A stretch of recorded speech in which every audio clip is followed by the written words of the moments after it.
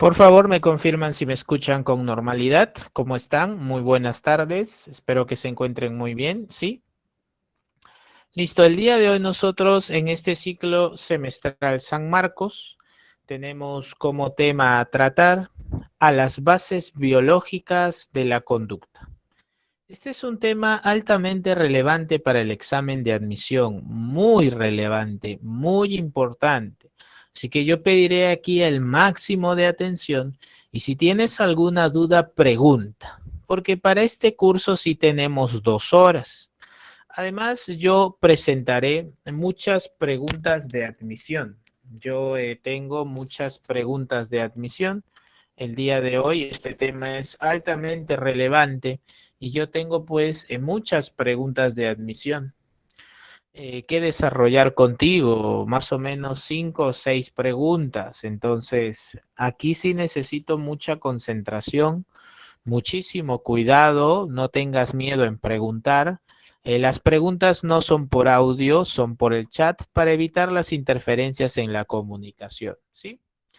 Este tema es muy importante, es muy recurrente en el examen de admisión 2010, 12, 14, 15, 16, 17, 18, 19, 20. Al menos por cada año, al menos 1 o 2 preguntas son sobre este tema. Al menos 1 o 2 preguntas. ¿Sí? Muy bien. Entonces, empezamos con la explicación. Atentos, por favor. Empezamos. A ver, déjenme ver esto.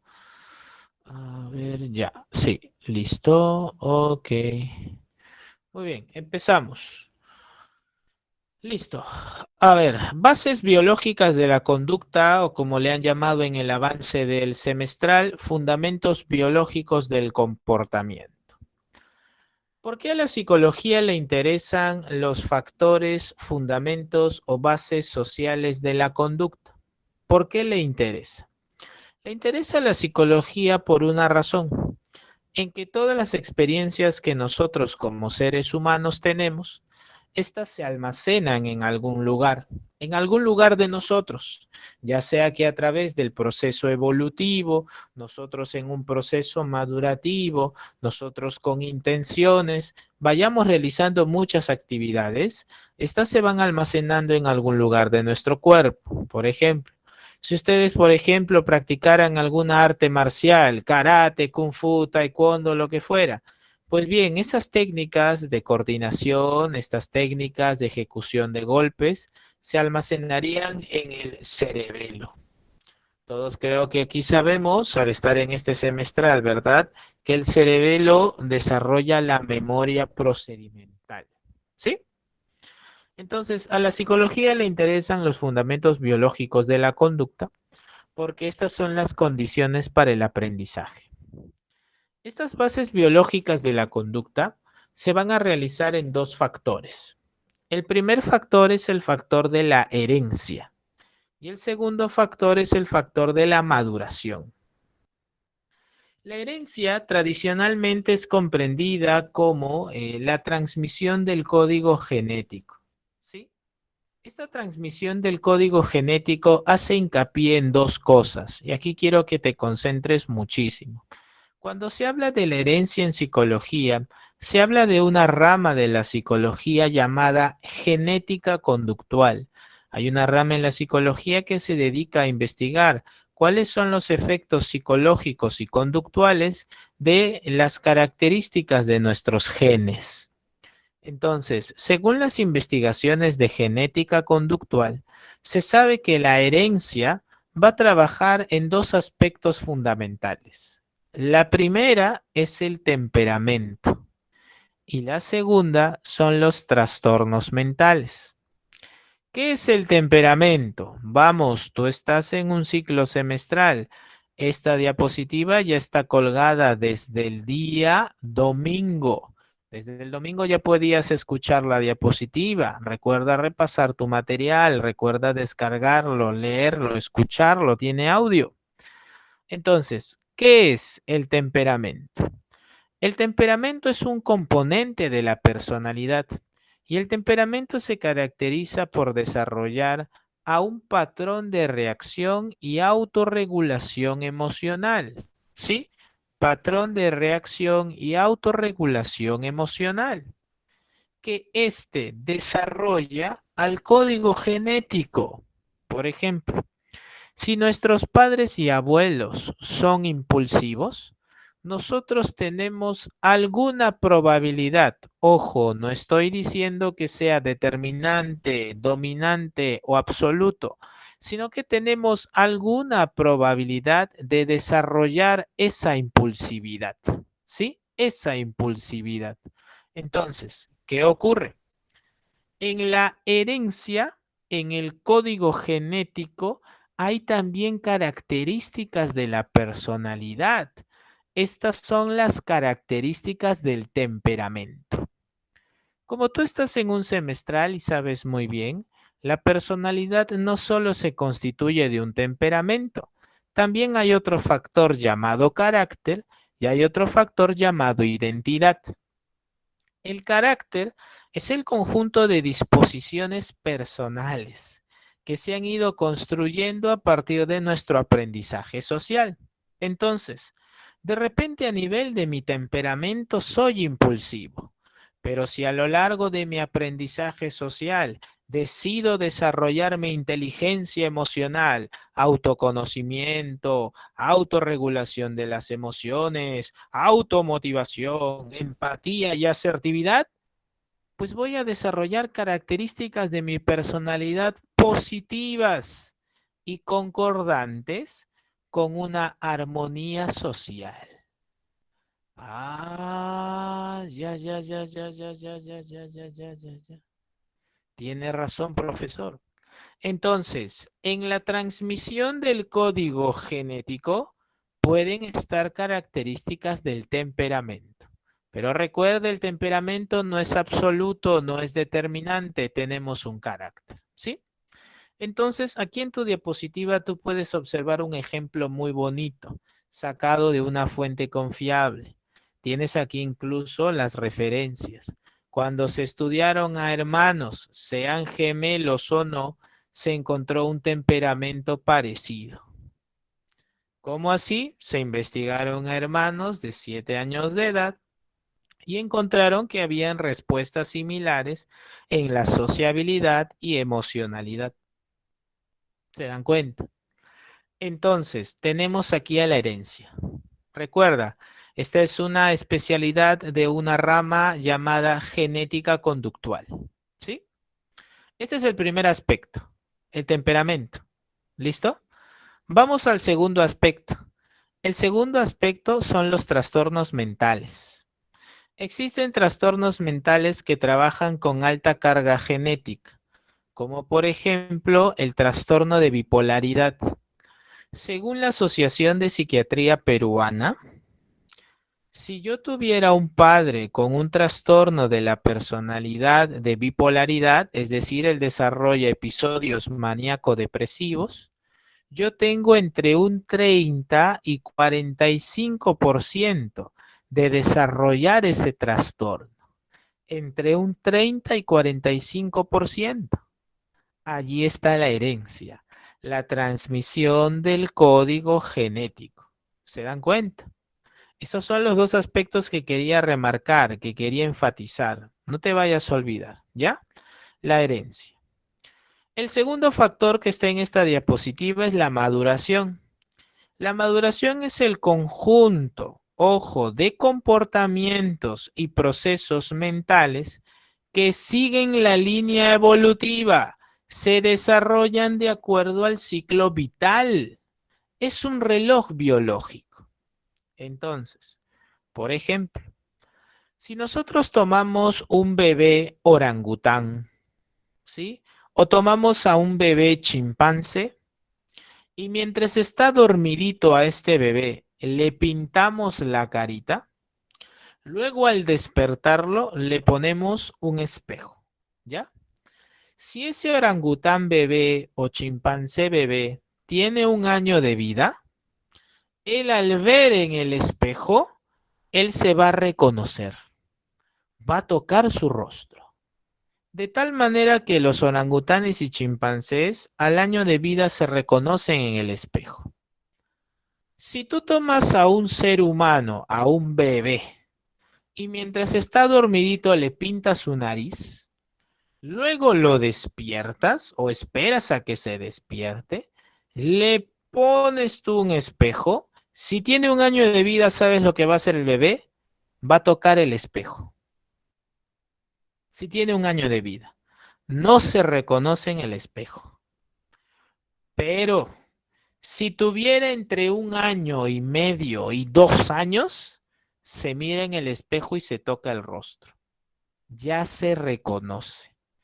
Ese es un proceso mental que se ha desarrollado de acuerdo al ciclo vital. Obedece al proceso evolutivo. Es así que nosotros sabemos que no solo a nivel corporal hay una secuencia madurativa, sino también a nivel psicológico. Y hay infinidades de ejemplos de esto. Tú que estás en semestral puedes recordar aquí al famoso Jean Piaget, sensorio motriz, preoperacional, operaciones concretas, operaciones formales. Si hablamos en términos físicos, podemos hablar de lo siguiente. Entre los 6 y los 11 años, los seres humanos se orientan a desarrollar sus propias habilidades atléticas. Todos sabemos, por ejemplo, que entre los 11 y 12 años, el hipotálamo le envía señales a la hipófisis y se produce la pubertad. Tú ya sabes. Sabemos que entre los 40 y 65 años en las mujeres hay algo llamado el climaterio y con ello la menopausia. Ah, entonces tenemos ejemplos de maduración. Te he dado ejemplos físicos, te he dado ejemplos psicológicos. ¿Sí? ¿Listo? Muy bien. Lo tenemos entonces, herencia y maduración. ¿Listo? Muy bien. Continuamos. Tanto la herencia como la maduración se van a realizar, se van a manifestar. ¿En dónde? Se manifiestan en el sistema nervioso. El sistema nervioso del ser humano trabaja de la siguiente manera, o mejor dicho, se organiza de la siguiente manera. El sistema nervioso central está compuesto del encéfalo y la médula espinal. El sistema nervioso periférico está compuesto del sistema nervioso somático y autónomo. ¿Sí? Muy bien. ¿Qué vamos a reconocer nosotros? Bueno, algunas cosas muy básicas. Primero, que el sistema nervioso periférico en su sección llamado autónoma, aquí vamos a encontrar que va a cumplirse la siguiente función. El sistema nervioso somático va a llevar información al sistema nervioso central desde los sentidos y desde el sistema nervioso central a los músculos y esqueléticos. ¿Sí? ¿Qué nos interesa? A ver, hace muchos años San Marcos me preguntó por el sistema nervioso autónomo. Tú sabes que el sistema nervioso autónomo se divide en simpático y parasimpático. ¿Qué hace el simpático? El simpático te activa, te energiza. ¿Qué hace el parasimpático? Te básicamente inhibe. Pero profesor, ¿cómo es esto de inhibir? Yo quiero señalarlo de la siguiente forma. Quiero que entiendas que el simpático te activa y prepara tu cuerpo. ¿Para qué? Para situaciones de rendimiento corporal alto. Y como nuestro cuerpo no puede estar activado todo el día, el parasimpático lo que hace es retornarte al equilibrio. Ese es el detalle. Tú sabes que en biología hay un término para esto que es la homeostasis, un equilibrio relativamente permanente. ¿Sí? Continuamos. Nuestro sistema nervioso tiene una clasificación extensa y este mapa lo vamos a desarrollar a lo largo de la clase. Vamos a ir señalando las funciones de cada uno. Vamos a hablar del hipotálamo, del cerebelo, del hipocampo, de la amígdala cerebral, del bulbo raquídeo, etcétera, etcétera. ¿Sí? Empezamos con lo más básico, la neurona. Esto vino en el examen de admisión del 2019-1. Pero ¿sabes qué? Vino en biología. Mira, en biología, ya hacemos un brevísimo paréntesis. Te quiero recordar esto. En biología vino en el 2019 y es algo que podías resolver con la información de psicología. ¿Por qué? Porque el caso fue muy interesante. Mira, la neurona es una célula y como tal tiene elementos. ¿Cuál es la función de una neurona? Pues realizar la sinapsis. Hay un intercambio de información, hay una comunicación, hay un intercambio virtual, ya que es a través de los impulsos, las sustancias, etcétera. Toda neurona tiene las famosas dendritas. Voy a hacer el acercamiento a esta imagen que me parece mejor. Tenemos acá las dendritas. A ver, si no lo puedes ver, no, sí se puede ver, claro, allí están las dendritas. A ver, de todas maneras voy a hacer el marco con bolígrafo. Aquí estás. ¿Listo? Muy bien. Todos ustedes deben saber que todo lo que acabo de encerrar en color rojo son las dendritas. ¿Sí? Las dendritas recogen la información, la procesan en el cuerpo o soma, que estoy ahora mismo encerrando en color azul, y este impulso nervioso sale disparado por el axón, que lo voy a encerrar, no sé, en verde. En verde acabo de señalar al axón. El axón lo que está haciendo es transmitir el impulso nervioso. Ahora, estas envolturas celestes que tú puedes ver son las famosas vainas de mielina, envolturas de mielina. ¿Qué permite la mielina? La mielina permite la velocidad del impulso nervioso. ¿Qué me preguntaron en el 2019 en el curso de biología? Hago una mención así brevísima. Me presentaron esto. Toda célula recibe la información desde las dendritas. Posteriormente es procesada por el cuerpo soma. Finalmente saldrá disparado el impulso nervioso por el axón o cilindroeje, así le llaman. Este axón tiene envolturas de mielina. Y esta fue la pregunta. Si una persona sufre de una enfermedad donde sus neuronas no poseen mielina, entonces podemos afirmar qué ocurre. Fue una pregunta de eco. Y la clave fue, la velocidad del impulso nervioso es más lento. Esa fue la clave. Claro, porque la mielina permite la velocidad del impulso nervioso. ¿Sí? Muy bien, regresamos a psicología. ¿Esta neurona de qué requiere? Esta neurona requiere de neurotransmisores. Aquí tenemos una imagen que nos permite observar esto con mayor detalle. Tú ya sabes cuál es la secuencia del impulso nervioso, ¿sí? Pero algo que debemos anotar y precisar es esto. Tienes aquí una vesícula sináptica, una terminal sináptica, un espacio sináptico, una sustancia neurotransmisora y una membrana de la neurona receptora. Esto es lo que ocurre en la sinapsis. Como tú has notado, hay una palabra que dice sustancia y hay otra que dice neurotransmisora. Estas sustancias neurotransmisoras son las que nos van a preocupar en los próximos minutos. Quiero que veas dónde participan. La sustancia neurotransmisora, allí está, allí la ves, ¿cierto? Muy bien. Empezamos. Primer neurotransmisor, la acetilcolina. La acetilcolina es el neurotransmisor que participa en la memoria. La memoria es un proceso cognitivo que tú ya estás en semestral, debes saber, que lo que hace es registrar, almacenar, ¿cierto? ¿Qué más hace? Recuperar, reconocer y localizar. Muy bien. Como la memoria se apoya en otros procesos cognitivos, es que la acetilcolina, si trabaja en la memoria, también trabaja en la velocidad del procesamiento cerebral. Ahora, la acetilcolina tiene tres campos de acción muy importantes: el lóbulo frontal, el lóbulo temporal y el lóbulo parietal. Si la acetilcolina trabaja en estos tres lóbulos de manera notoria, ¿sí? Sus tres lóbulos de manera notoria, entonces cuando hay deficiencia de acetilcolina y se produce la enfermedad de Alzheimer, Tú tienes a los 3 lóbulos muy afectados. Ah, profesor, tiene razón. Como tú eres lo máximo, sabes que el lóbulo frontal se encarga del movimiento voluntario. Por eso, aquí en la diapositiva, cuando dice acetilcolina, dice memoria, velocidad del procesamiento cerebral y movimiento voluntario. Una persona con Alzheimer tendrá dificultad para articular su movimiento. ¿Qué más veo, profesor? Lóbulo parietal. Tú como estás en semestral sabes que el parietal te permite razonar espacialmente. Una persona con Alzheimer tiene problemas de orientación. Ah, profesor.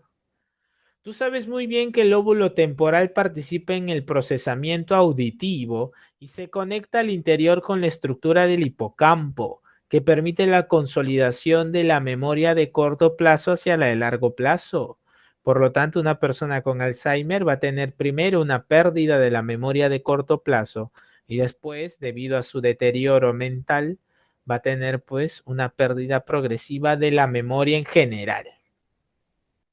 Profesor, tiene usted razón. Entonces, ¿qué ocurre con el Alzheimer? Las neuronas se enredan y mueren. ¿Sí? El Alzheimer, ustedes saben, es una enfermedad neurodegenerativa que presenta pues una pérdida progresiva de la memoria. ¿Sí?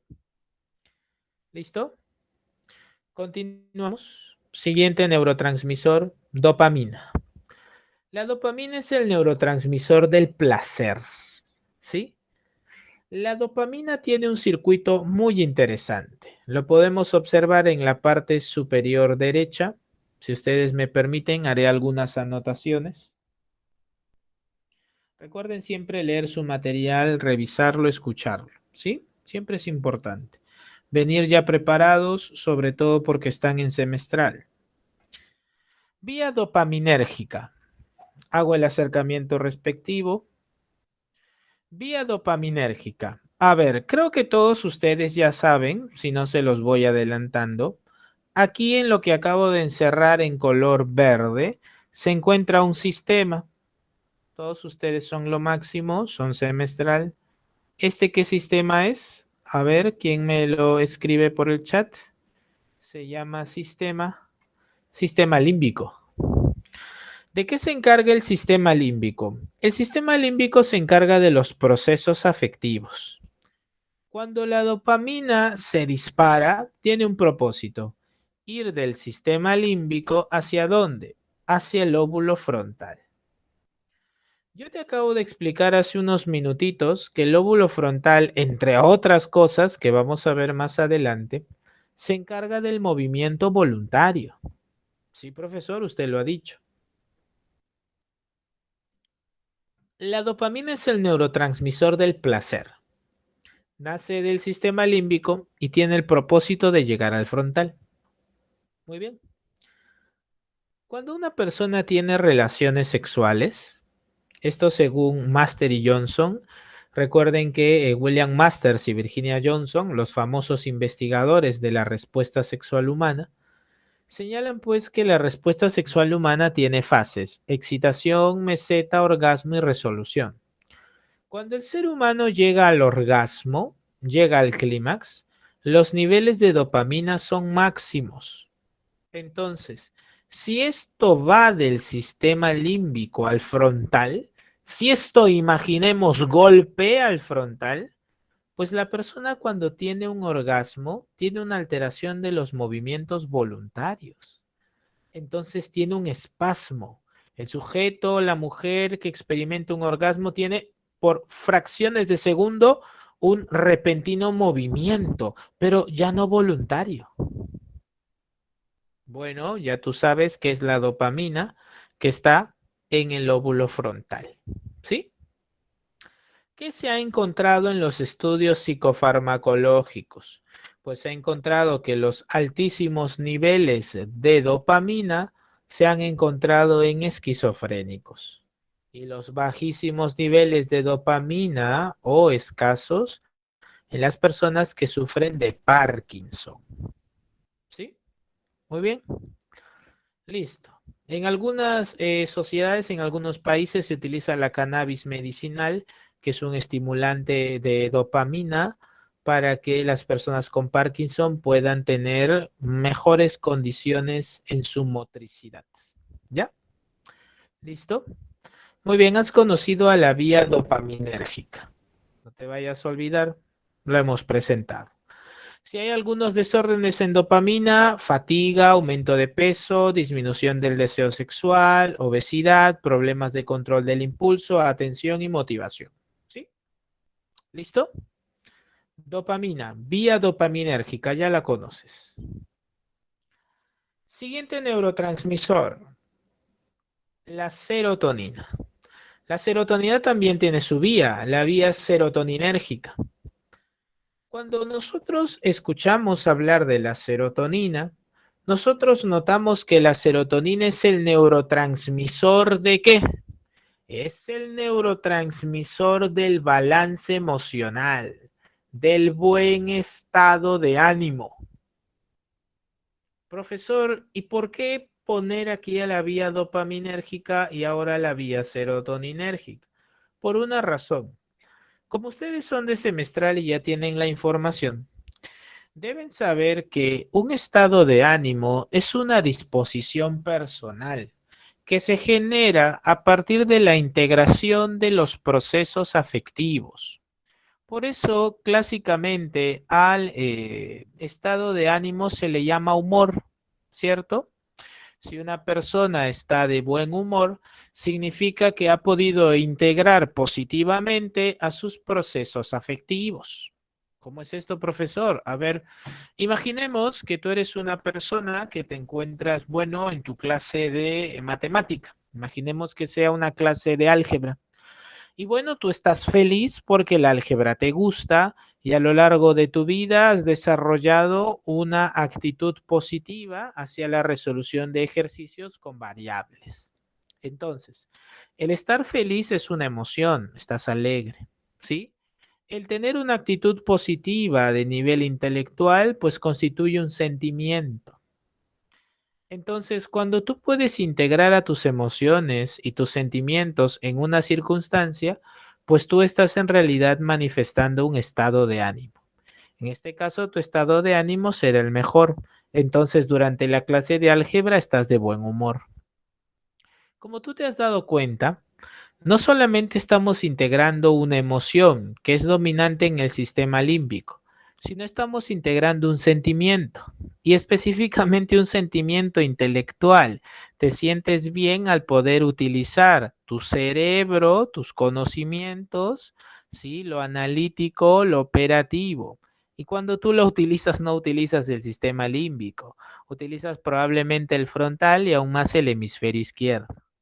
Es por eso que la vía dopaminérgica tiene tanto alcance. Por eso ves que el circuito de la vía dopaminérgica llega a todo el cerebro. Tiene sentido.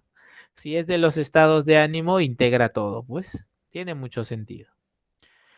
Un sujeto que sufre de depresión lamentablemente tiene bajísimos niveles de serotonina y un sujeto que tiene presenta estados compulsivos, desarrolla conductas compulsivas, tiene pues exagerados niveles de serotonina. La serotonina también es un neurotransmisor que participa en el sueño, ¿ah? Ojo con ello. Siguiente neurotransmisor, la epinefrina y la norepinefrina. La epinefrina u hormonalmente también llamada adrenalina es un neurotransmisor simpático.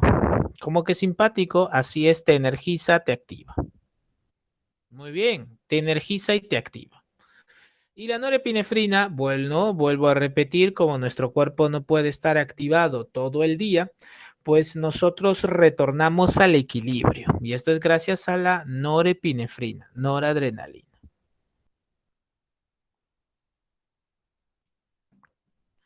¿Qué ocurre con ella? Cuando un boxeador está en pleno ejercicio del deporte y en una competencia de alto rendimiento, sus niveles de adrenalina deben estar al tope. Si un sujeto practica, por ejemplo, un deporte extremo como el paracaidismo, seguramente sus niveles de adrenalina están al tope. ¿Y a qué quiere llegar con eso, profesor? A lo siguiente, mira. Los neurotransmisores tienen una composición molecular que sigue un proceso madurativo, pero sobre todo tienen una secuencia molecular que sigue un determinado rendimiento. Entonces, es posible que los neurotransmisores trabajen juntos. ¿Cómo es esto? Mira, voy a tratar de presentarte la conexión entre dos neurotransmisores, la epinefrina y la que sigue, las endorfinas.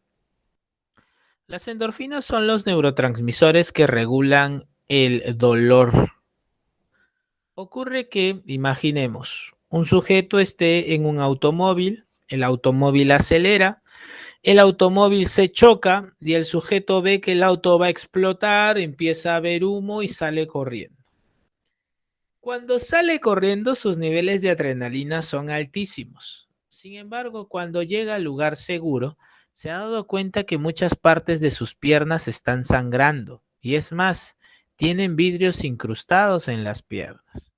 Él se preguntará a sí mismo cómo es posible haber corrido tan rápido con heridas tan grandes. Pues bien, cuando un sujeto hace aeróbicos o ejercicios de resistencia, pues uno eleva su adrenalina. ¿Y saben cuál también se elevan? Las endorfinas. Así se puede regular el dolor. Cuando una persona tiene relaciones sexuales y llega al clímax u orgasmo, la dopamina es altísima, sí, pero según Master y Johnson, después del orgasmo viene la resolución, el estado de reposo. Allí están las endorfinas. Cuando una mujer da luz entre contracción y contracción, genera endorfinas, que le permite continuar con el parto. Ah, profesor, interesante. Por eso en muchas sociedades asiáticas el Estado promueve el deporte en las mañanas. Si uno mira documentales asiáticos, va a ver a los ancianos japoneses y chinos en la mañana en los parques, haciendo ejercicios, liberando tensiones, desarrollando endorfinas. Entonces, durante la tarde, como están los abuelitos, relajados, tranquilos, ecuánimes. Ah, profesor, muchas personas se levantan a hacer ejercicio temprano. Claro, salen a correr, luego van a trabajar. ¿Y cómo están? Ecuánimes. Ah, profesor, tiene razón. El ejercicio permite el desarrollo de la adrenalina, pero he notado que también puede desarrollar endorfinas, así es. ¿Cómo hacen las sociedades asiáticas también cuando sus trabajadores tienen una larga jornada? Mira documentales, ¿ah? En Netflix también hay documentales, en YouTube también hay buenos documentales, ¿ah? ¿Qué hacen? Antes de trabajar, todos de pie, estiramiento. Ejercicio, uno, dos, tres. En los colegios chinos, uno, dos, tres, ejercicio, ya, rutina tal. 15 a 20 minutos. El cuerpo se estimula, se activa, aparecen las endorfinas, ecuanimidad. Es beneficioso, muy beneficioso. Ah, profesor, tiene razón. Terminamos, último neurotransmisor, la GABA. GABA significa ácido gamma aminobutírico. En el ácido gamma aminobutírico tú vas a encontrar los ritmos cerebrales. Por eso su circuito es tan enmarañoso, enmarañado. Discúlpenme la pregunta, tiene la palabra. Tiene muchas redes. Hago el acercamiento. Mira las redes de la GABA. Son redes muy complejas, como las redes de una telaraña. Claro, lo que pasa es que la GABA tiene el propósito de ir a todas partes del cerebro para regular los ritmos cerebrales. ¿Qué saben los estudios psicofarmacológicos? Los estudios psicofarmacológicos revelan que los sujetos que tienen poca GABA sufren del trastorno de ansiedad. Ojo, no de la ansiedad o preocupación que tiene alguien cuando su computadora no enciende, cuando el celular se ha caído y no prende, o cuando se le olvidan las llaves de la casa. No, esa ansiedad no, trastorno de ansiedad, o sea, el estado alterado de la salud donde el sujeto tiene hipersensibilidad, intolerancia a la espera, intolerancia a la frustración, preocupación excesiva, etcétera. ¿Ya? No confundir la ansiedad o la preocupación que siente uno cuando, no sé, se le cayó su celular y no prende, o se les olvidaron las llaves. No, no, no, no. No confundir eso con el trastorno de ansiedad, un estado alterado de la salud. Muy bien, les he presentado brevemente a los neurotransmisores. ¿Qué debo presentarles también al sistema nervioso autónomo? El sistema nervioso autónomo, ustedes ya saben, se clasifica en simpático y parasimpático, ¿verdad? Se compone de simpático y parasimpático. Muy bien, este sistema nervioso autónomo lo pueden observar. Miren esta gráfica y atentos, por favor. El sistema nervioso simpático es un sistema que te activa. Por lo tanto, si uno observa la gráfica, puede notar lo siguiente.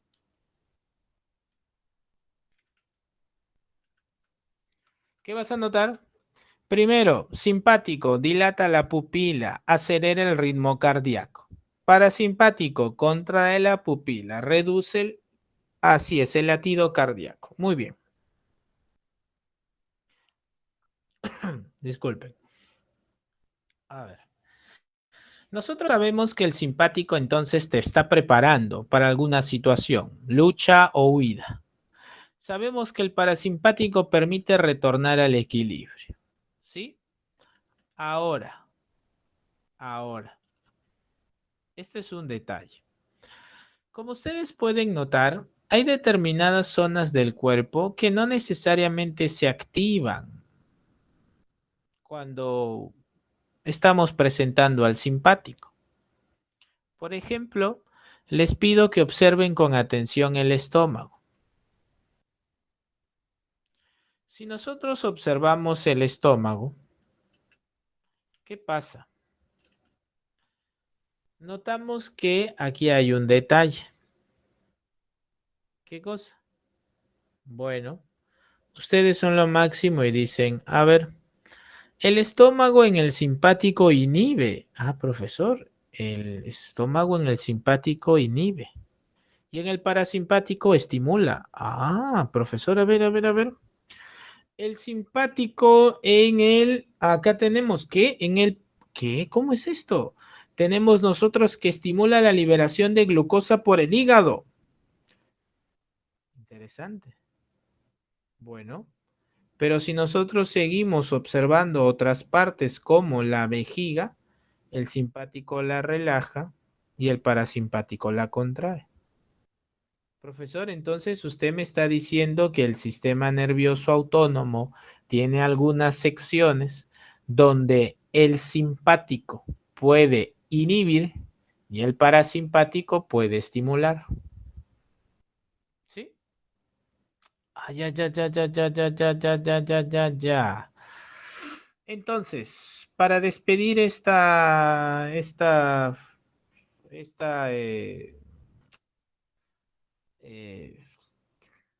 esta diapositiva, ¿no? Mira, en la universidad, ya en mis últimos ciclos, yo realicé un curso lectivo que recibía el nombre de antropología forense. Y este curso exigía que los estudiantes tengan una clase práctica en la morgue. Entonces, una de las clases que en realidad era la clase final, era pues presenciar una autopsia. Uno iba a la morgue y presenciaba una autopsia.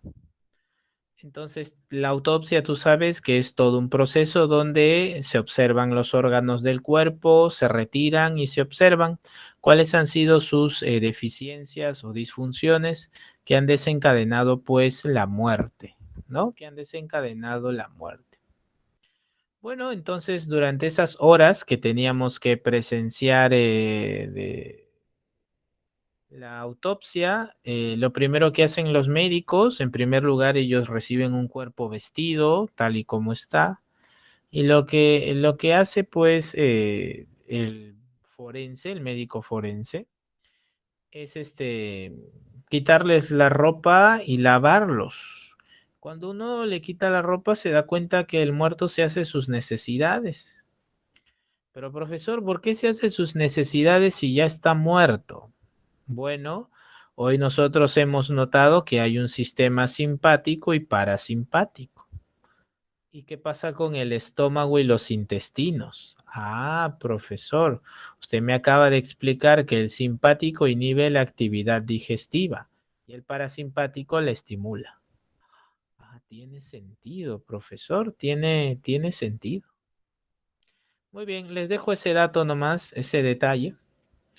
Y uy, una autopsia dura muchas horas, ¿ah? Muchas horas. Es muy bonito en el sentido que conoces el cuerpo humano realmente. Ves un cerebro tal y como es, un estómago, unos pulmones, etcétera. Claro que los olores son muy intensos, ¿no? Pero como experiencia científica vale mucho la pena. Listo, seguimos. El sistema endocrino. En el sistema endocrino ustedes tienen a un conjunto de órganos que desarrollan glándulas y estas producen hormonas. ¿Cuáles les interesa a la psicología? Las siguientes. Primero, como parte del sistema límbico tenemos al hipotálamo. Tenemos a la glándula pineal, a la glándula pituitaria y a la tiroides. El hipotálamo tú sabes muy bien que es una parte del sistema límbico, si es una estructura del sistema límbico, que trabaja con las motivaciones primarias, el hambre, la sed, la conducta sexual y la temperatura corporal. Entonces, ¿tú qué vas a observar? Vas a observar que trabaja con la tirotropina, la dopamina, la somatotropina, la somatostatina, la gonadotropina, la corticotropina. ¿Con qué más trabaja, profesor? Con la trillotironina, con la tiroxina. Bueno, en ese caso es con la tiroides ya no con el hipotálamo, sino la tiroides. Si tenemos a la glándula pineal, bueno, la glándula pineal es una estructura que trabaja con el sueño. Así que la sustancia dominante es la melatonina. Pero profesor, usted mencionó a la serotonina, así es, en determinados momentos del sueño vamos a encontrar que la serotonina se va a desarrollar. Profesor, entonces, si la serotonina es el neurotransmisor del buen estado de ánimo, podemos inferir que una persona que tiene alta calidad del sueño, tiene un buen estado de ánimo, por supuesto. Y podemos inferir, profesor, como dicen muy bien las asociaciones médicas norteamericanas, puedes revisarlo, hace poco salió un informe en la BBC de Londres, las personas que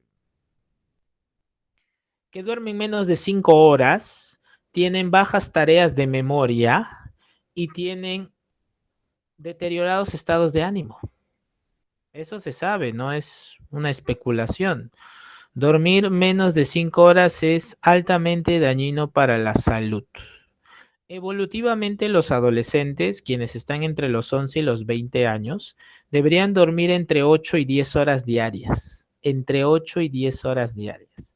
Es aceptable que duerman entre 7 y 11. Si tú duermes menos de 5 horas, estás deteriorando mucho tu salud y tus tareas de memoria van a deteriorarse también. Eso se sabe hace muchos años. Existe una correlación entre la calidad del sueño y las tareas de memoria. Eso tienen que saberlo ustedes. ¿Sí? Listo. La glándula pituitaria, adenohipófisis y neurohipófisis, ustedes lo distinguen muy bien en su curso de biología. La adenohipófisis va a trabajar con la hormona del crecimiento, la hormona estimulante de la tiroides, la adenocorticotropa, folículo estimulante, luteinizante, prolactina. Y la neurohipófisis trabaja con la oxitocina, vasopresina y cada una de acuerdo a la activación o inhibición. Profesor, pero acá veo muchos nombres y no veo explicación. Paciencia que en la siguiente diapositiva tiene un cuadro muy fructífero. Si, por ejemplo, tú te concentraras, no lo sé, en el metabolismo del azúcar, pues la hormona que participa allí es la insulina y la glándula es la del páncreas.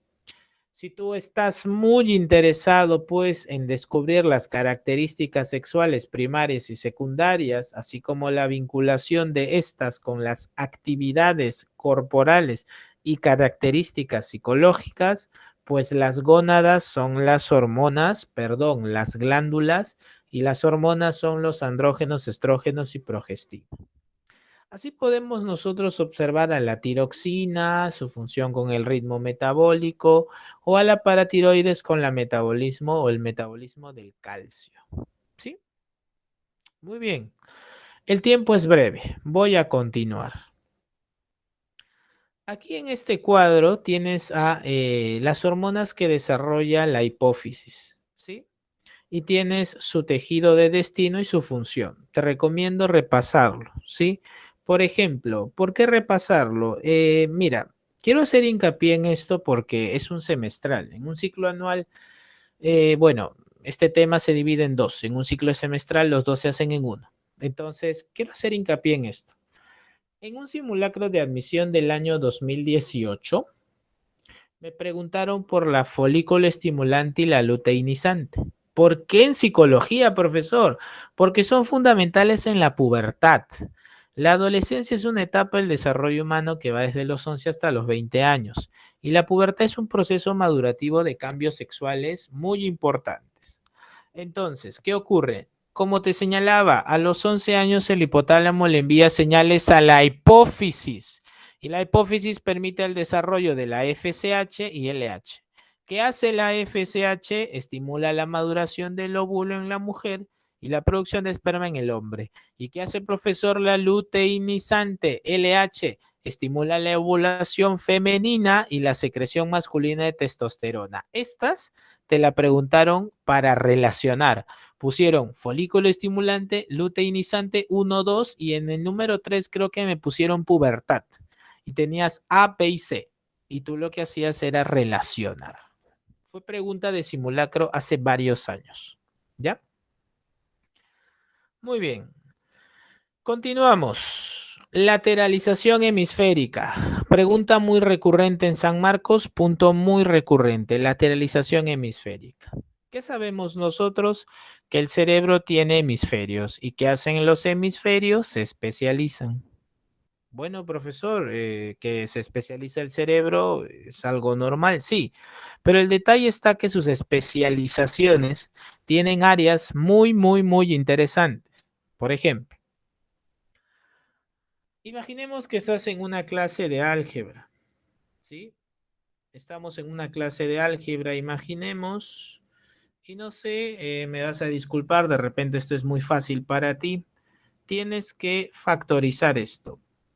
X al cuadrado más 4x más 4. A ver, discúlpenme un minuto, a ver, voy a actualizar mi archivo. Esperen, esperen. Creo, estoy escuchando una, perdón, ¿me escuchan con normalidad? Por el chat, por favor, disculpen, ¿me escuchan con normalidad? Ah, ya. Entonces debe ser algo en mi audio. A ver, ¿me dan un minutito, por favor? Un minutito.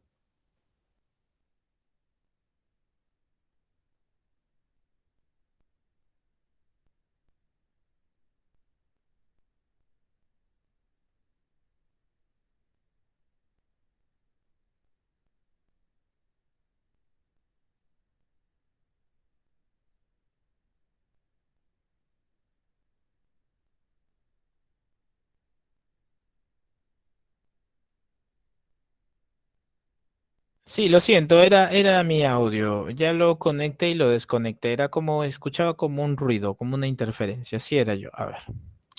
Listo, continuamos. Entonces, imaginemos que estamos en la clase de álgebra y tengo yo x al cuadrado más 4x más 4, ¿ya? Y tu profesor de álgebra te dice, bueno, factoriza. Y tú como recién te estás iniciando en el álgebra dices, bueno, lo que me han enseñado es el aspa simple, así que yo digo x, 2 y 2. Bueno, mientras tú aplicas las aspas simple, mientras tú practicas la aspa simple, el hemisferio cerebral dominante será el hemisferio izquierdo. Profesor, ¿por qué el izquierdo? Porque el hemisferio izquierdo es el hemisferio analítico. Cuando tú factorizas, tú estás dividiendo, bueno, fragmentando, mejor dicho. Así que el hemisferio izquierdo es analítico. En este ejercicio de álgebra, tú tienes que trabajar con signos y símbolos. Y lo lógico y simbólico se trabaja en el hemisferio izquierdo. Profesor, esto es correcto, sí, estoy de acuerdo. Así es.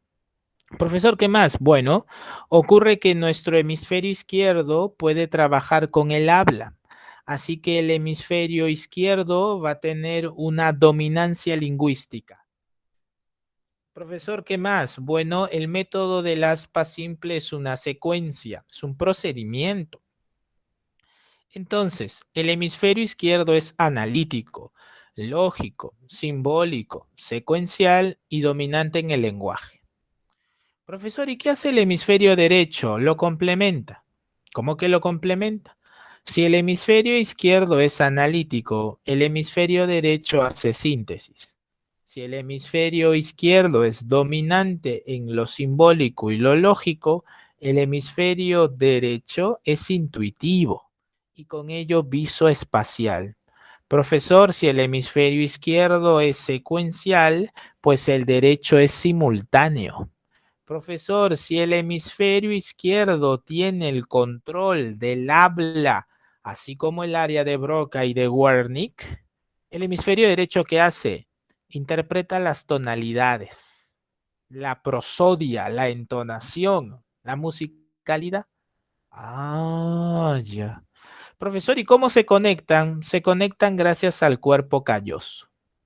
Ahora, nuestras ramificaciones nerviosas nos dicen que el hemisferio derecho tendrá control del hemicuerpo izquierdo y que el hemisferio izquierdo tendrá control del hemicuerpo derecho. Ah, ya, ya, ya. En la siguiente diapositiva tienes un cuadro con todo lo que acabo de señalar. Y si quieres, hacemos un acercamiento al cerebro del lado derecho, donde tienes una mayor nitidez. ¿Sí? Recuerda que esto lo puedes descargar. Está en el Classroom. La imagen la puedes ver con mayor detalle. ¿Sí? Muy bien. Listo. Continuamos. Empezamos a trabajar con los lóbulos. Primer lóbulo, lóbulo frontal. El lóbulo frontal está encargado de básicamente tres cosas principalmente. Ya quiero señalar tres cosas principalmente. La primera es el movimiento voluntario, que me parece que ya lo hemos visto antes. Lo segundo es el análisis y la síntesis de la información en general, en general. Y la tercera es que posee áreas muy importantes. Áreas como cuáles, profesor. Bueno, lo voy a anotar brevemente. Primero está el área prefrontal.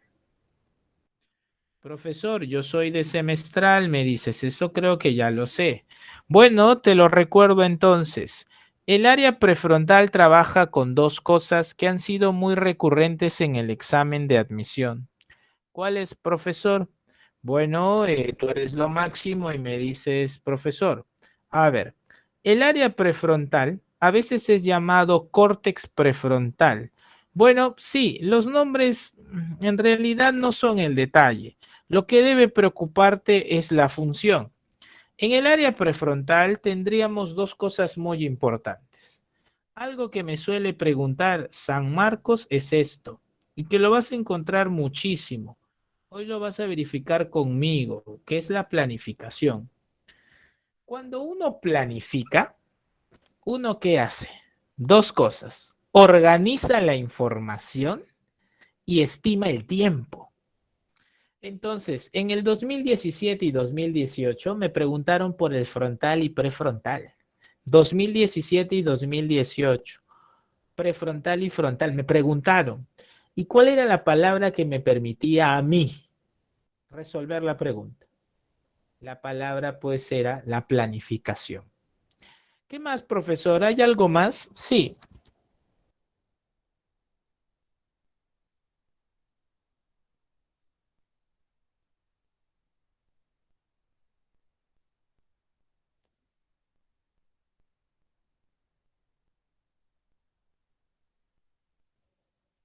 la personalidad. La personalidad, las características de tu personalidad se realizan en el prefrontal. Esta característica de la personalidad nos va a revelar algo que nos revela que si una persona se lastimara el área prefrontal y es una persona honrada, honesta, responsable, muy puntual, pues bien, esta persona podría convertirse en una persona deshonesta, irresponsable e impuntual. ¿Sí? El área prefrontal entonces va a estar trabajando ¿con qué? Con nuestra personalidad y con la planificación. No te vayas a olvidar.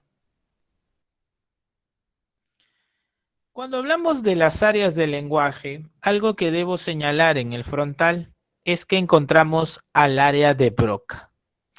¿De qué se encarga el área de Broca? El área de Broca te permite articular el habla. Articulas el habla. En esta articulación del habla, tú puedes manifestar tus contenidos mentales, ¿sí?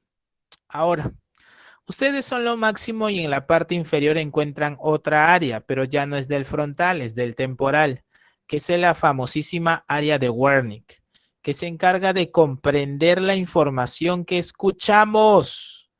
Ojo, ojo, ojo, ojo.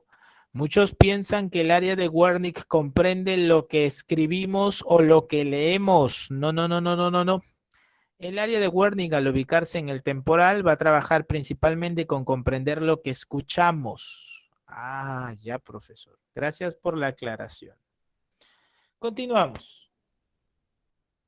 Luego tenemos nosotros al lóbulo parietal. El lóbulo parietal es aquel que se encarga de procesar la información somatosensorial. Información que puede pasar por la temperatura. Sí, ¿cómo que temperatura? Vean, el hipotálamo trabaja con la temperatura interna principalmente y el parietal con la externa, así que hay que tener cuidado. Vamos a encontrar nosotros también aquí algunas tendencias a comprender qué cosa, la información de vamos a llamarle así, gusto, las texturas, entre otras cosas. ¿Sí? Entre otras cosas. Entonces, tenemos nosotros que en el parietal vas a encontrar dos cosas principalmente, información somatosensorial y quisiera señalar esto porque me parece importante. Voy a escribirlo, ¿sí?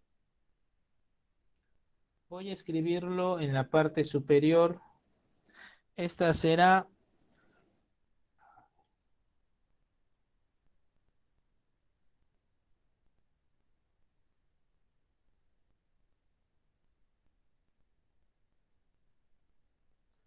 el razonamiento espacial. A ver, el razonamiento espacial es esta, vamos a llamarle así, organización de información que te permite ubicarte en un determinado lugar. Cuando hablamos de la persona con Alzheimer, notamos que tenía problemas de orientación, sí, porque el parietal se ve afectado. ¿Ya? Ahora, profesor, ¿en el parietal hay alguna área de lenguaje? Sí, pero quiero también precisar algo. Tal vez por el tiempo no nos alcance profundizar mucho. Nuestro cerebro puede ser entendido por distintas zonas. Hay una zona motora, hay una zona sensorial y hay áreas asociativas, ¿sí? Motora, sensorial y asociativa. Por ejemplo, todo lo que hemos podido conocer en el frontal generalmente está vinculado a la corteza motora. Todo lo que hemos podido notar con el parietal y más atrás, es decir, tocando al occipital y al temporal, podríamos llamarles áreas sensoriales o sensitivas, ¿sí? Pero luego encontramos distintos puntos en nuestro cerebro que van a constituir a las áreas asociativas. Y es aquí donde quiero presentar a quién, al área de Dejerine.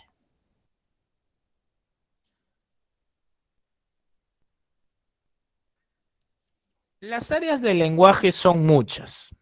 Y aquí quiero presentarte a dos más. Primero, el área de Dejerine y el área de Exner. El área de Exner se encuentra en el frontal y permite que tú articules la escritura.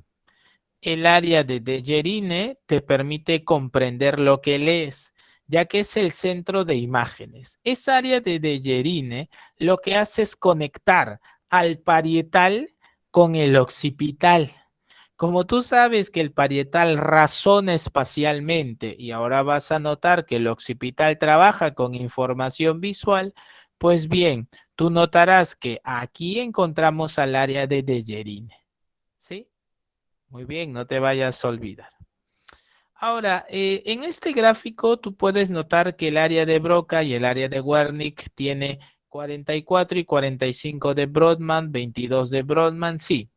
A inicios del siglo XX se hizo una investigación muy grande, que es la investigación de las áreas de Brodmann. Las áreas de Brodmann son 47. Y cuando te colocan pues 22, 44, 45, hacen referencia a cómo éstas se agrupan para poder procesar la información. ¿Sí? ¿Listo? Muy bien. Áreas de Brodmann. ¿Ya? Profesor, ¿me ha venido esto en psicología? No, es un detalle nada más. Solo quiero que lo veas. Son en realidad 47 áreas y cada una está distribuida en función a esto que te mencioné hace unos minutos, motoras, sensitivas y asociativas. ¿Sí? Ya, listo, lo tenemos. ¿Sí? Muy bien, ya, sobre esto no puedo extenderme más porque no nos va a alcanzar el tiempo después. Lóbulo temporal. Lóbulo temporal, recuerda, encargado de la información auditiva. Lóbulo temporal, recuerda, trabaja con el área de Wernicke. No te olvides que el área de Wernicke procesa la información auditiva. Profesor, un ejemplo. A ver, si tomas un bus y el chofer o el cobrador dicen paradero tal y tú llegas a interpretar la información correctamente, pues eso es gracias al área de Wernicke. Profesor, si yo voy en el metropolitano, bueno, estoy en Lima y tomo el metropolitano y el metropolitano dice estación Uni, estación tal, y sé que debo bajarme, bueno, felicidades, el lóbulo temporal con el área de Wernicke permitió eso, lo permitió. Ahora, hago una precisión. A ver, el tiempo de repente no nos permite más. A ver. Existe algo llamado afasia, ¿sí? Solo lo voy a escribir aquí mejor que tengo más espacio. Recuerden que esto igual está grabado, ¿sí? Muy bien, a ver. Hay algo que debemos precisar y es lo siguiente. Tú sabes que existe algo llamado afasia, ¿te acuerdas? La afasia es un problema en el funcionamiento. Hay afasia motora, que sería un problema en el área de Broca. No podrías articular el lenguaje con normalidad. Y cuando existe un problema en interpretar la información auditiva, se dice que ocurre la afasia sensorial. La afasia sensorial, esa ocurriría ¿en dónde? En el área de Wernicke. Allí ocurriría, en el área de Wernicke. ¿Sí? Dejen claro esto, hago la precisión. La dificultad para articular el habla provocaría o mejor dicho, manifestaría una afasia motora, mientras que la dificultad para comprender lo que escuchamos podría estar en realidad manifestando una afasia sensorial o de Wernicke. ¿Sí? ¿Dejo anotado eso? Perfecto. Lóbulo occipital. El lóbulo occipital va a trabajar con la información auditiva. ¿Qué significa eso? Significa que nosotros vamos a procesar distintos tipos de información. En esta gráfica, en la parte inferior, tú puedes notar que los ojos cerrados presentan no actividad del occipital.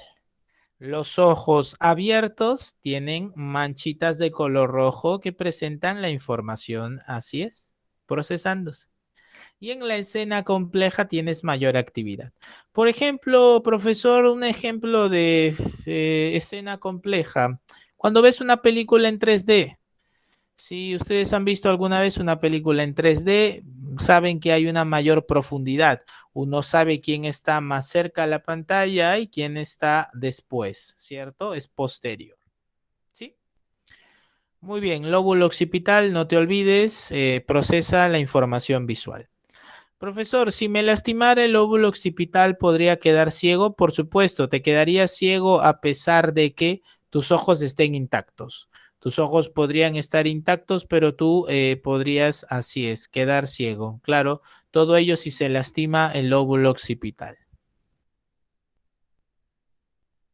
Muy bien.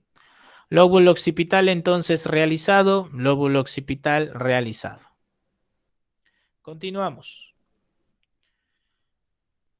Existe en la subcorteza cerebral y aquí es donde vamos a tener que explicar al famoso sistema límbico. El sistema límbico, como lo hemos visto, trabaja con qué? Con los procesos afectivos. Estos procesos afectivos, emociones, sentimientos y pasiones se integran en los estados de ánimo, ¿sí? Sin embargo, el sistema límbico, su mismo nombre lo dice, sistema, conjunto de elementos interrelacionados que forman procesos, tiene 6 elementos en realidad.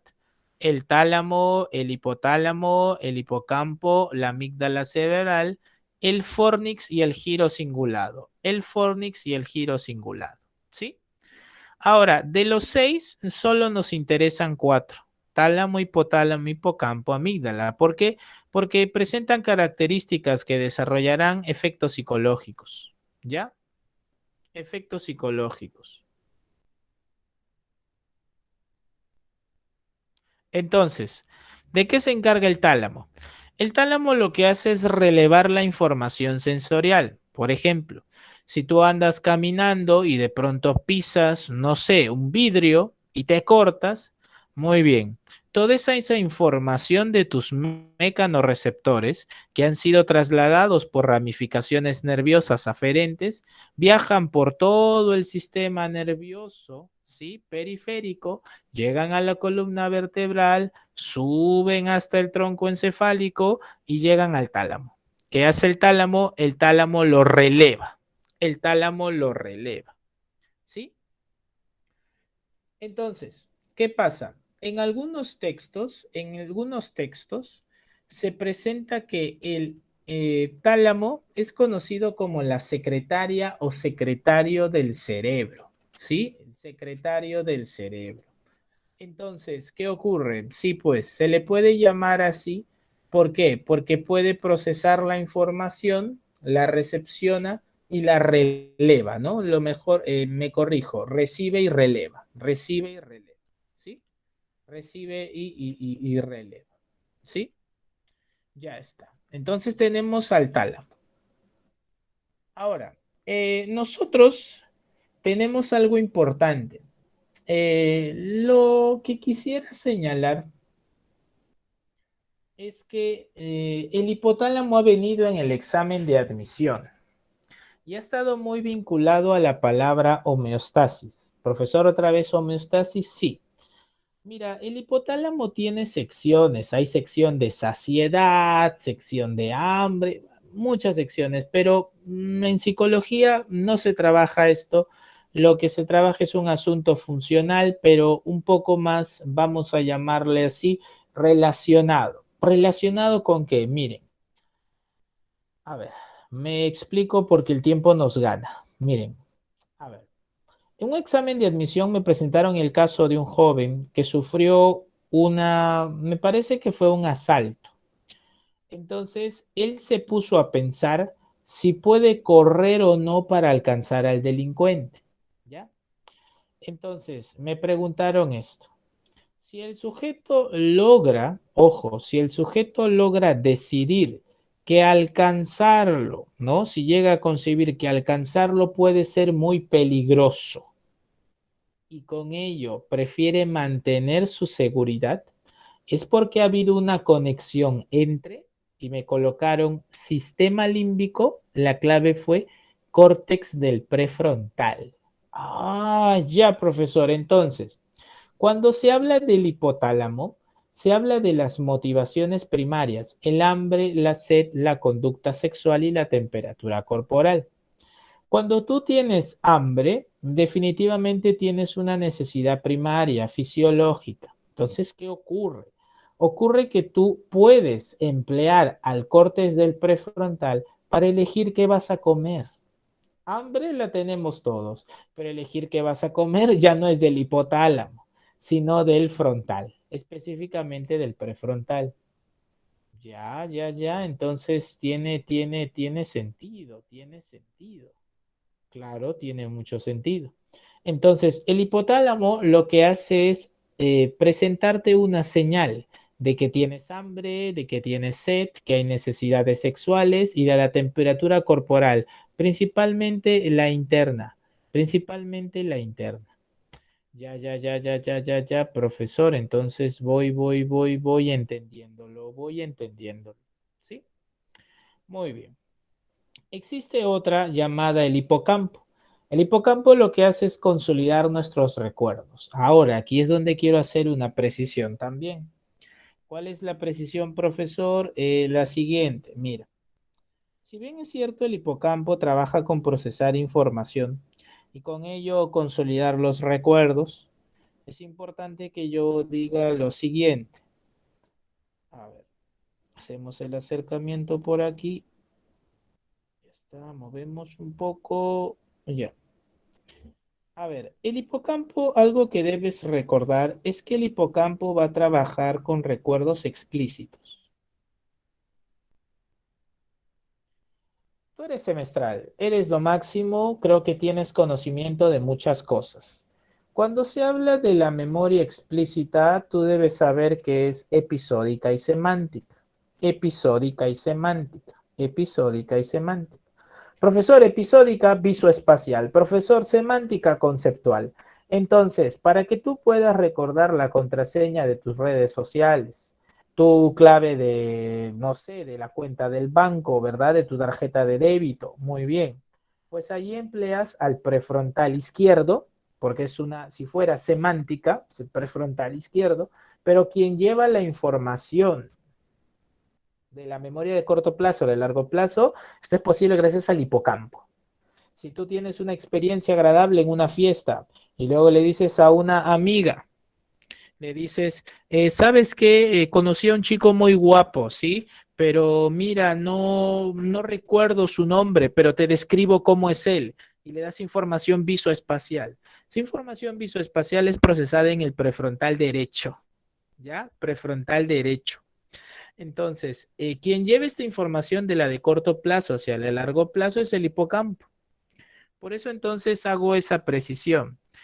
Hago la precisión que es el hipocampo quien consolida los recuerdos, pero explícitos. ¿Por qué, profesor, también hacer hincapié en explícitos? Porque la amígdala cerebral trabaja con la memoria emocional y esta memoria es implícita. Profesor, y el cerebelo también, el cerebelo trabaja con memoria procedimental, la cual es implícita. Ya. La amígdala también trabaja con las situaciones de emergencia. ¿Sí? Está vinculada también a la agresividad, la amígdala cerebral. ¿Listo?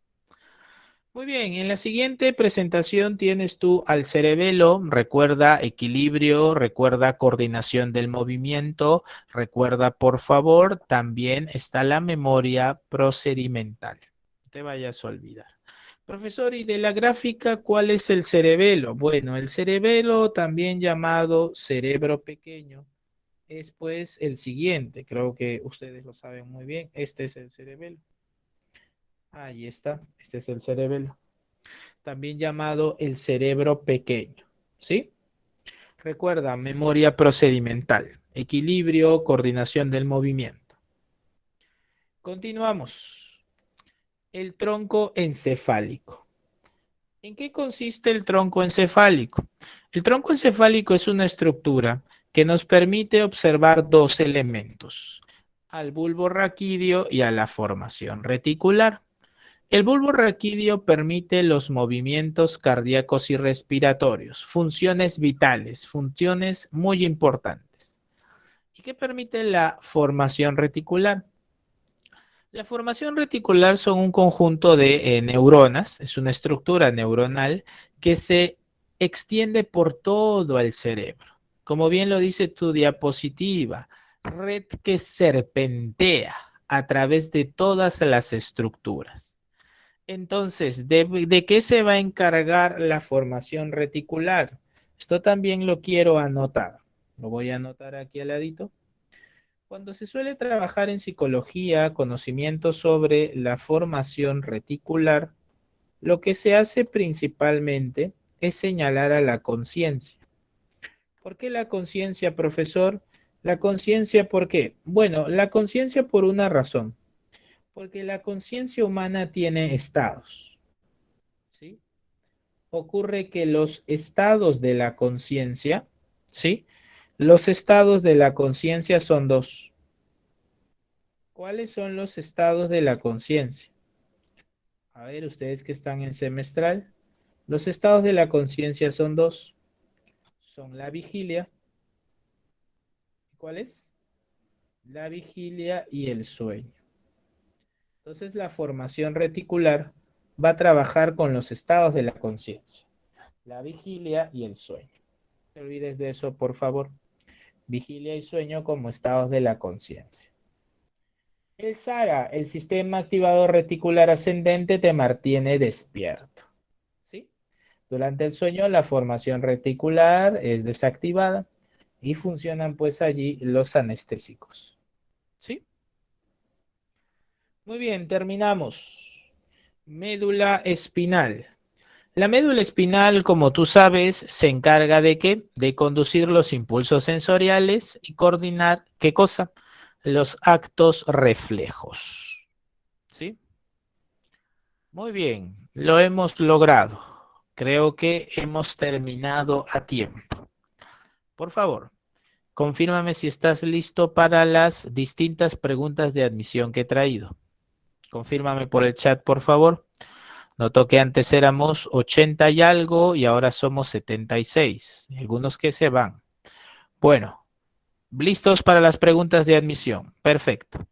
Por cada pregunta de admisión que voy a presentar, voy a brindar 2 minutos.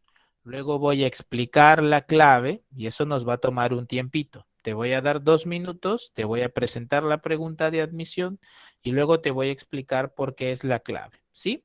Así vamos a trabajar hoy aproximadamente con 5 preguntas a más.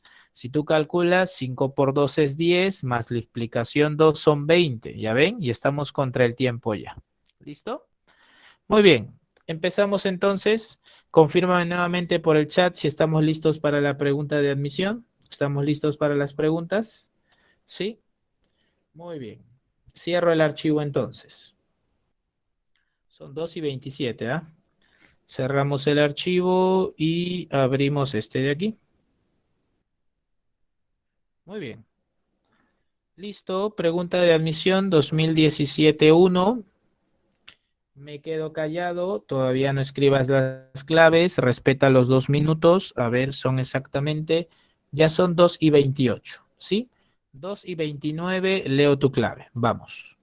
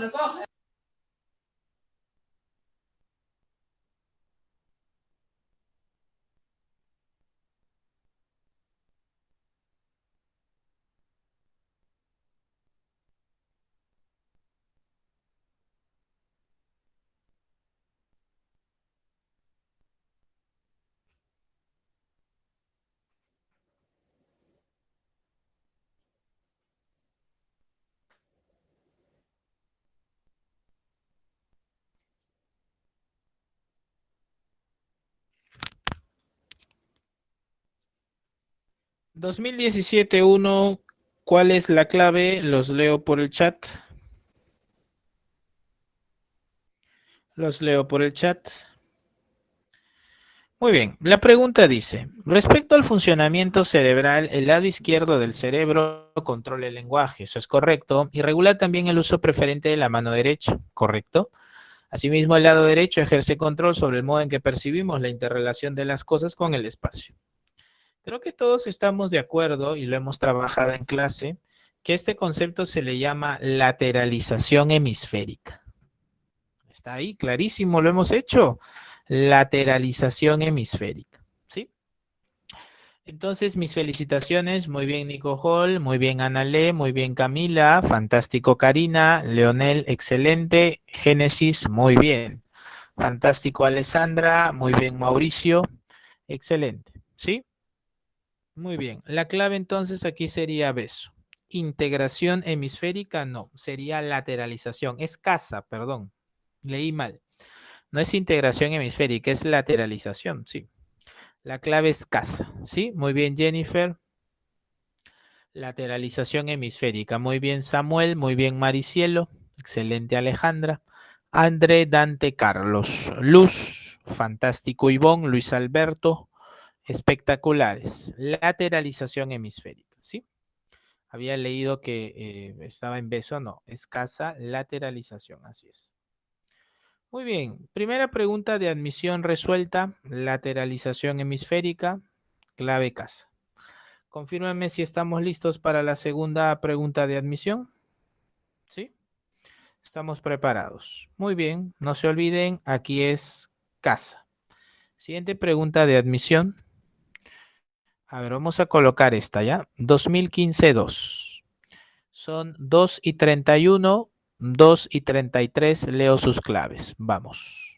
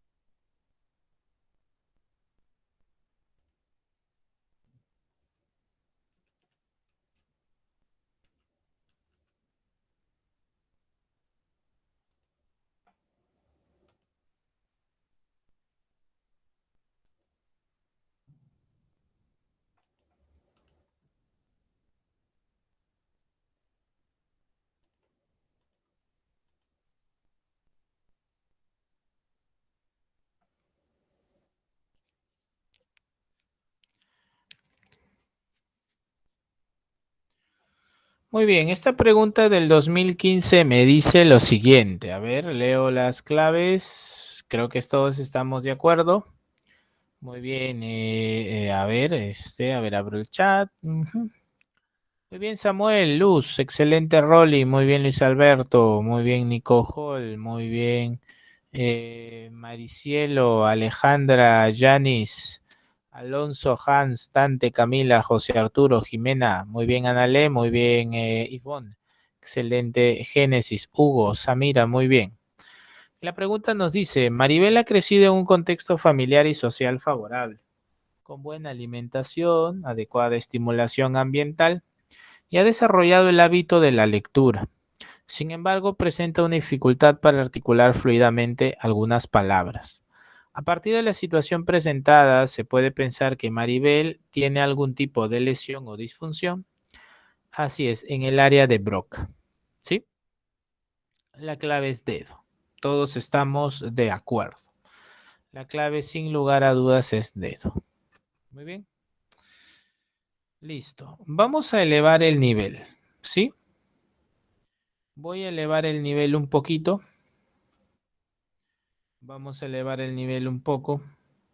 Vamos a trabajar esta pregunta y luego vamos a elevar un nivel, ¿sí? Vamos a trabajar primero esta pregunta. También es una pregunta tipo DECO. A ver, son 2:35, 2:37. Leo su clave, ¿sí? Vamos.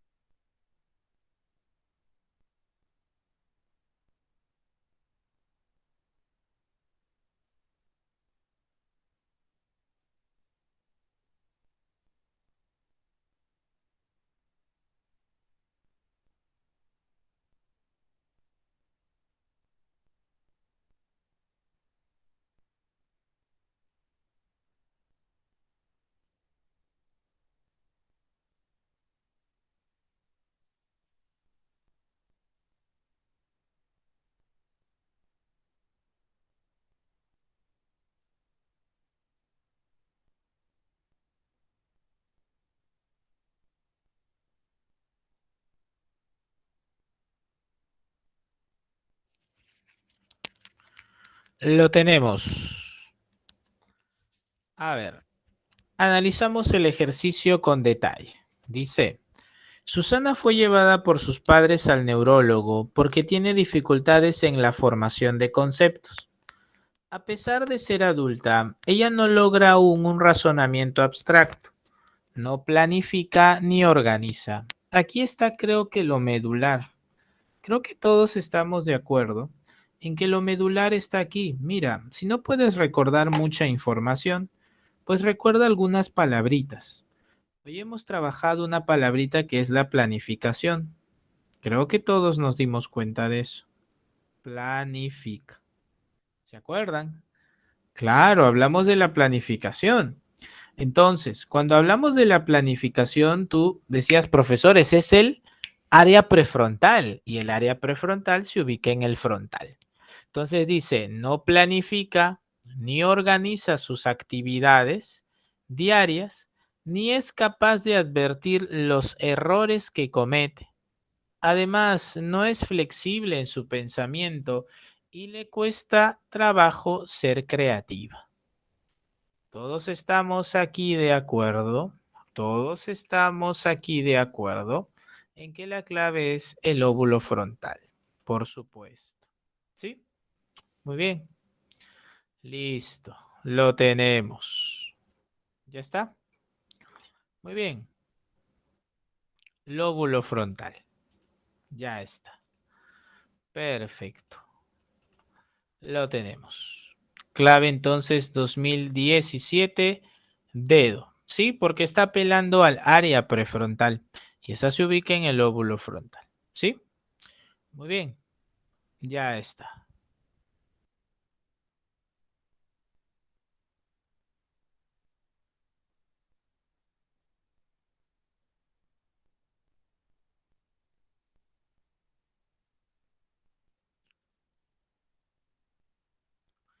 Continuamos.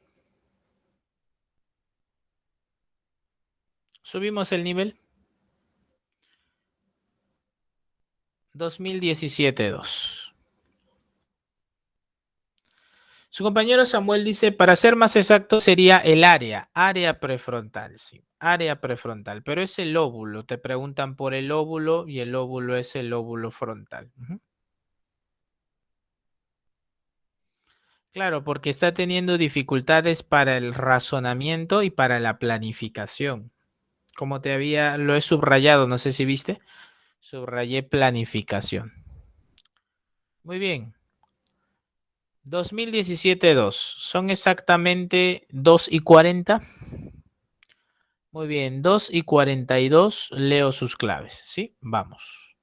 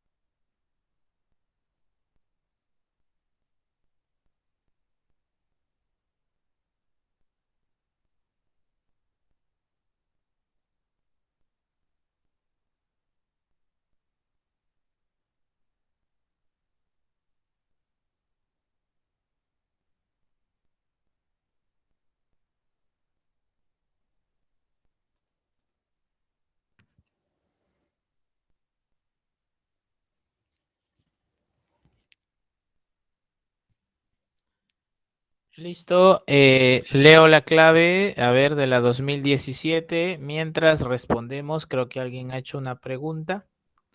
A ver, vamos a ver. Creo que alguien tiene una intervención. A ver, déjame buscar.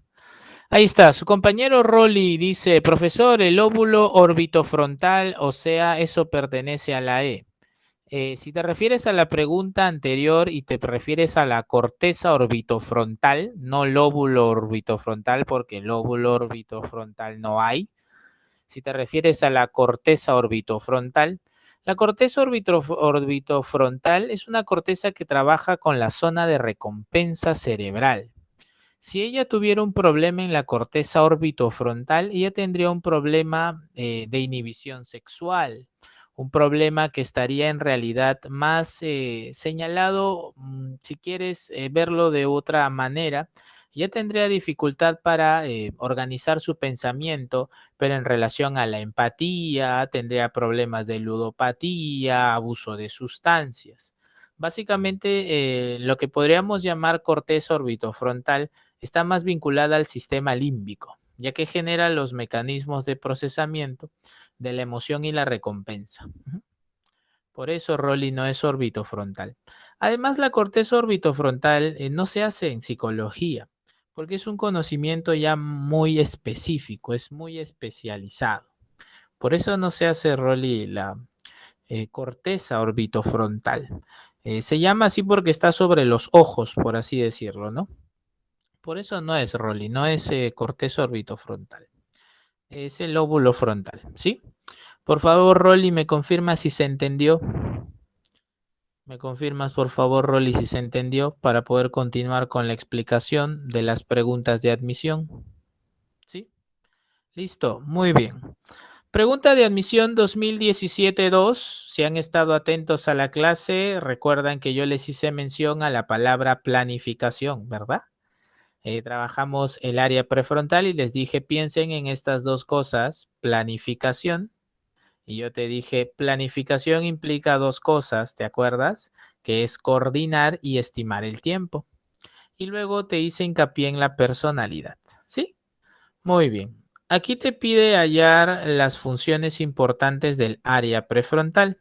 Y mis felicitaciones a Analé, Génesis, Hans, Alejandra, Yanis, Hugo, Alejandra, Maricielo, Carlos, Neil, a los que han participado, mis felicitaciones. Vamos. La número uno creo que está clarísima.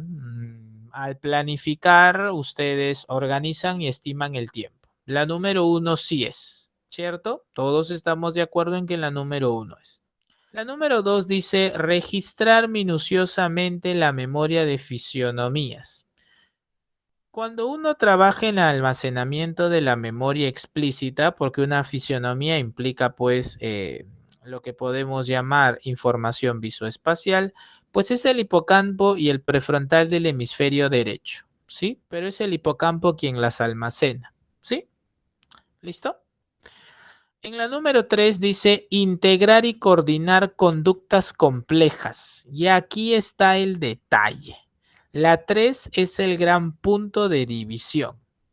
Cuando yo les explicaba al cerebelo, yo les explicaba que coordinaba movimientos, pero algo les expliqué, que forma parte de la memoria implícita, lo que significa que es automático. Ah, ya. En cambio, cuando tú integras y organizas conductas complejas, como la de un destacado pianista, tú entonces dices, a ver, el pianista no solamente toca de manera automática, sino que en el proceso integra muchas melodías, empieza a trabajar no solo con el cerebelo, sino con el frontal, ya que debe planificar, debe organizar. Entonces sería uno y sería 3. Allá. Ahora vamos. 4. Memoria a largo plazo con episodios de carga emocional. Uy, no. Ahí tenemos a la amígdala cerebral que debe ser automática también. Y en la número 5 dice el pensamiento abstracto y simbólico. Claro, si está en el área prefrontal, forma parte del frontal. Por un asunto de inclusión, tenemos que la clave sería 1, sería 3 y sería 5. La clave de esta pregunta sería dedo. ¿Sí? Muy bien. Felicitaciones a los que han acertado y a los que no, no se preocupen, estamos en un proceso de aprendizaje. Clave entonces 2017-2, clave dedo.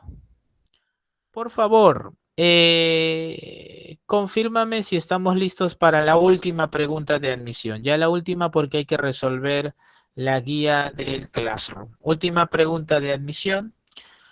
Seguimos con este formato de 1, 2, 3 y 4. Seguimos. Si has fallado en la anterior, ya en esta no puedes fallar. Ya, por favor, aquí no puedes fallar. Acá no puedes fallar. Me quedo callado. Son 2 y 49. Mira, hemos hecho 2017 y mira cómo en el 2018 me preguntan parecido. Son 2 y 50 prácticamente. 2 y 52. Leo tu clave. Vamos.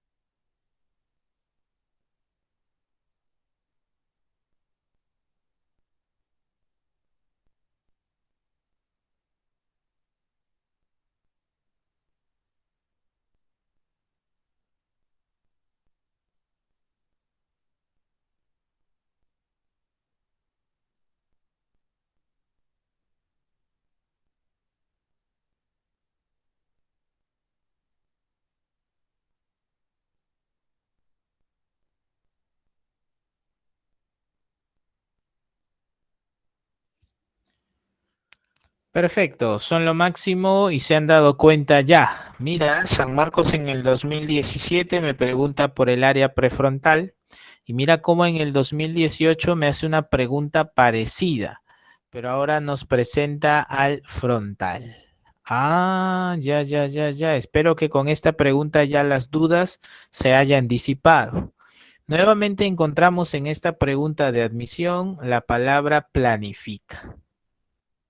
Nuevamente planifica. Y la encontramos dos veces. Ah, profesor, tenía razón. La palabra planificar es la palabra clave. Sí, por supuesto. En la número 1 tienes organiza, planifica, controla y regula el proyecto de vida de una persona. En la número 2, perdón, te dice identifica las fragancias de las flores y las melodías de los instrumentos.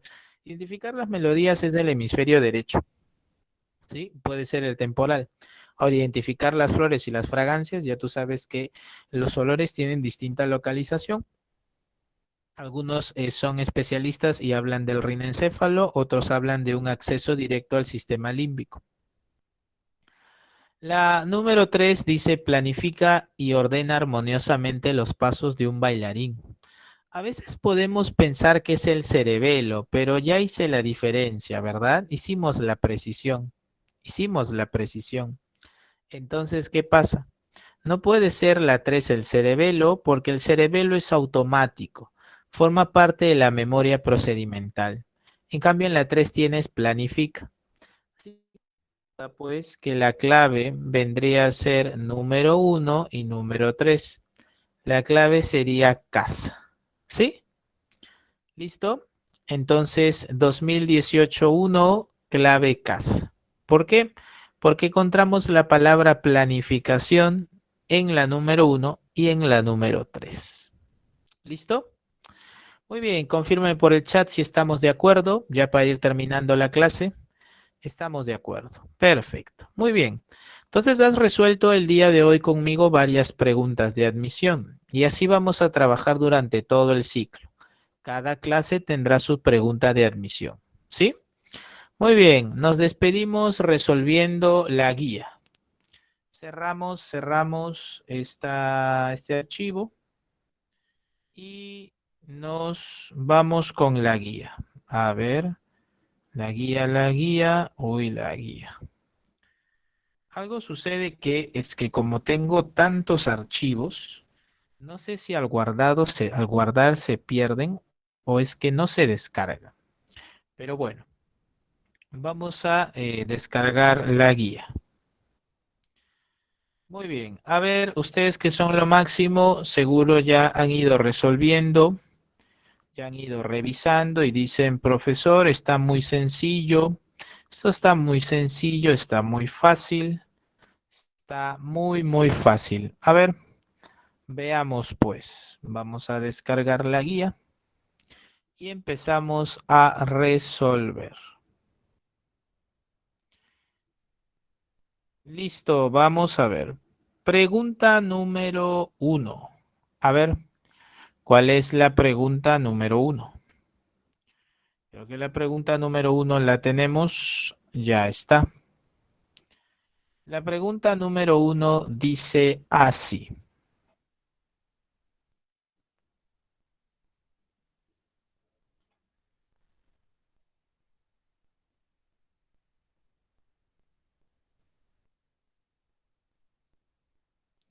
La pregunta número 1 dice, estructura nerviosa que si se lesiona no se produciría comunicación entre el cerebro y la mayor parte del cuerpo.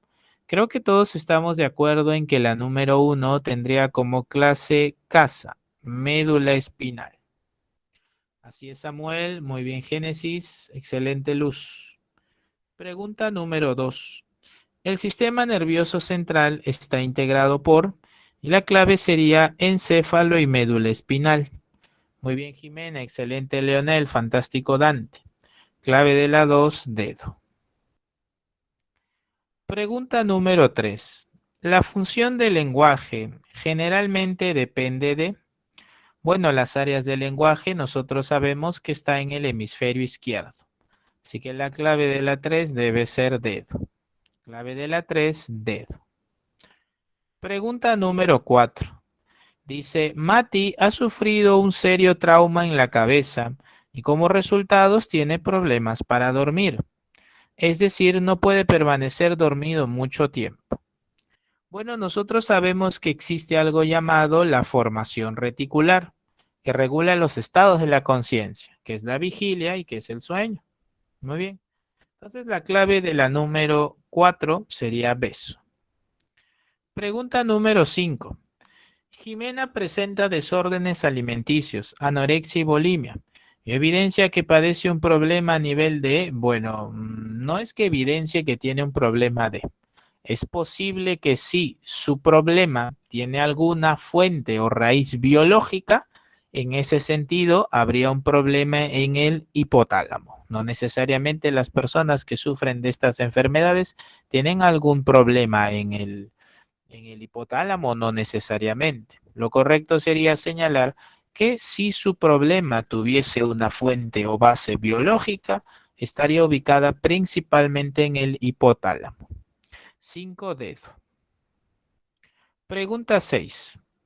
Una secretaria tiene la habilidad de hacer varias cosas al mismo tiempo, como trabajar en la computadora, coordinar con el jefe, recibir clientes, atender llamadas y recoger mensajes. Esta pregunta necesita mayor claridad. ¿Sí? No está muy clara, pero voy a explicarte las razones por las cuales vamos a elegir una determinada alternativa. ¿Sí?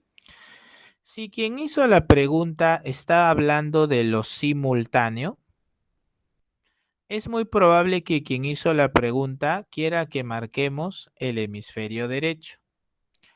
Pero si el que hizo la pregunta está pensando en algo llamado integración hemisférica,